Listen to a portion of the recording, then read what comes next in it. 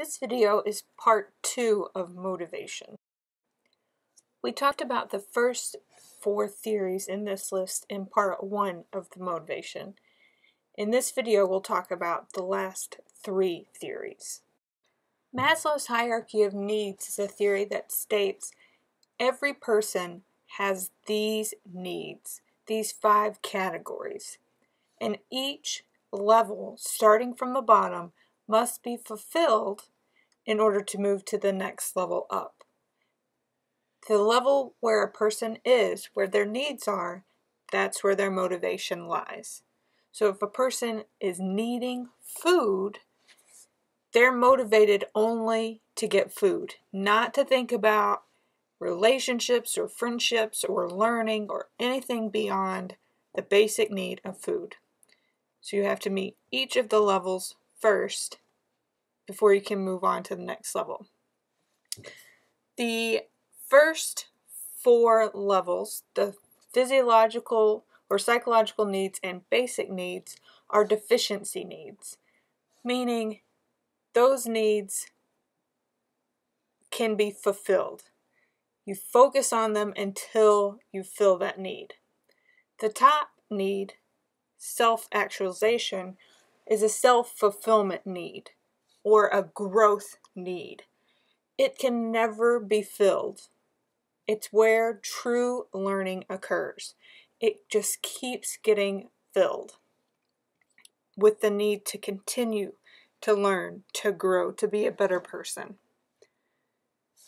So as a teacher, you're going to focus on meeting those deficiency needs in order to get to the growth need of self-actualization. Teacher expectations can provide motivation for students, particularly with the idea of self-fulfilling prophecy. Self-fulfilling prophecy means that a person, in this case a teacher, has an idea or a prediction of how a student will behave, will perform, will learn, and those expectations set the student up for success or failure. So if you think a student will do well, you will set them up either consciously or unconsciously to be successful. If you think a student will not do well, again, you set up a situation for their failure. When you set up those situations, students live up or down to your expectations because they're motivated one way or the other. The last theory is self-determination theory, which includes intrinsic and extrinsic motivation.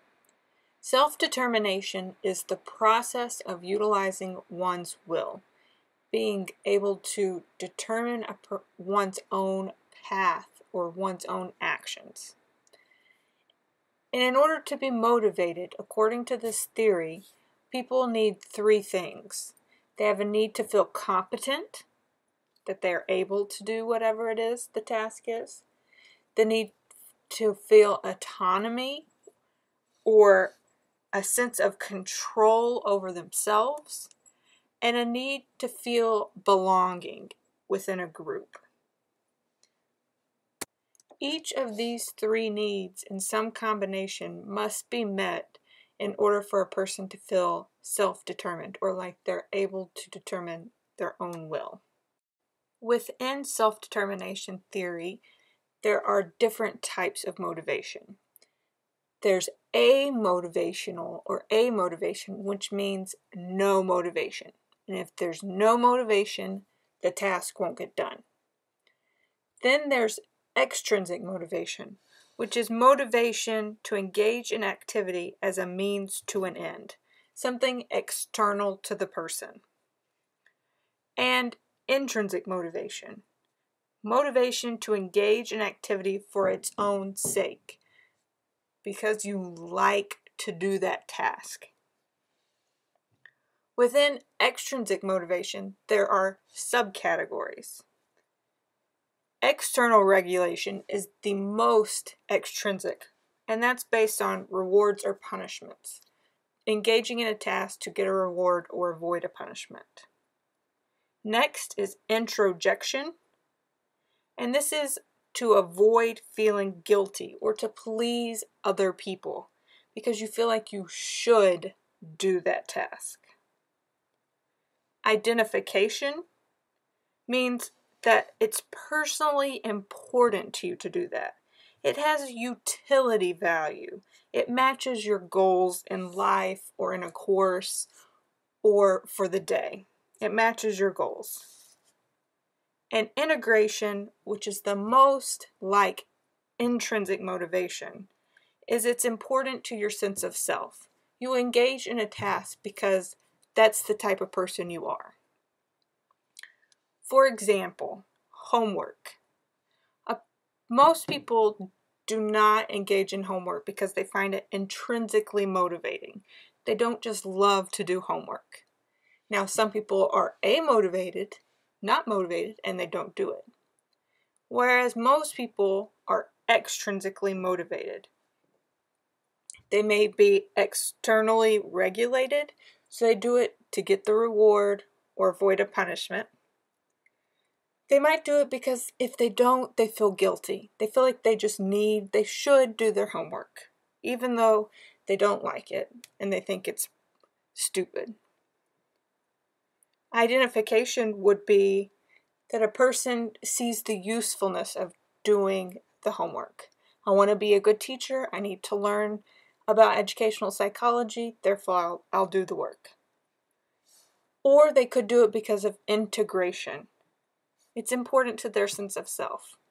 I'm a good student. Good students do their homework. Therefore, I do my homework.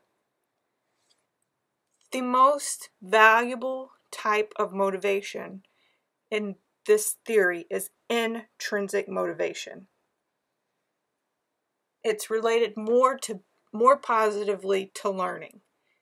We want to encourage intrinsic motivation through challenging tasks, piquing students' curiosity, giving students control or providing them with choices, and using fantasy like games or simulations, something that's interesting.